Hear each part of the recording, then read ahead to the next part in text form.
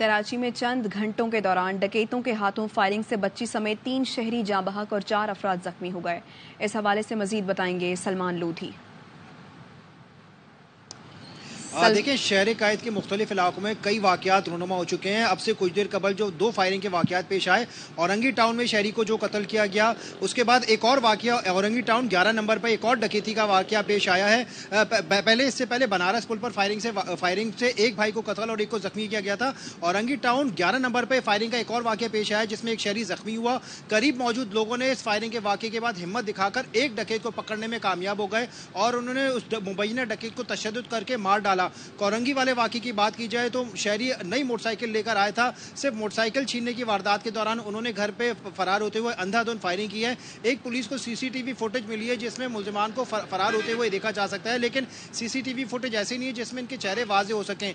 इसके अलावा अगर शहर कायद के मुख्तलिफ इलाकों की बात की जाए तो 7 शहरियों को मुख्तलिफ इलाकों में सिर्फ डकैती मुज़ाहमत के दौरान जख्मी किया जा चुका है। सिर्फ जनवरी से अब तक 1.5 माह के दौरान 25 से ज्यादा शहरी स्ट्रीट क्राइम की वारदातों के दौरान कत्ल हो चुके हैं और 60 से ज्यादा अफराद जख्मी हो चुके हैं। सबसे अहम बात यह है कि स्ट्रीट क्राइम की तमाम वारदातें हो रही हैं, शहरियों का माल लूटा जा रहा है, कत्ल और जख्मी किया जा रहा है, लेकिन बेशतर केसों के मुल्जिमान जो स्ट्रीट क्राइम के हैं वो आज भी मुल्जिमान आज़ाद हैं। पुलिस उनको गिरफ्तार करने में नाकाम है। कई वाकयात की सीसीटीवी फुटेज भी सामने आई है, लेकिन पुलिस स्ट्रीट क्राइम में जो कत्ल और डकैती मुज़ाहमत के मुल्जिमान हैं उनको गिरफ्तार करने में नाकाम है। तो सलमान, यही बात जो आपने 3 वाकयात बताए, तीनों में आपने बताया कि शहरी अपनी जान खुद बचाते हैं, अपनी हिफाजत खुद करते हैं। जब शहरियों ने ये काम करना है तो पुलिस क्या कर रही है?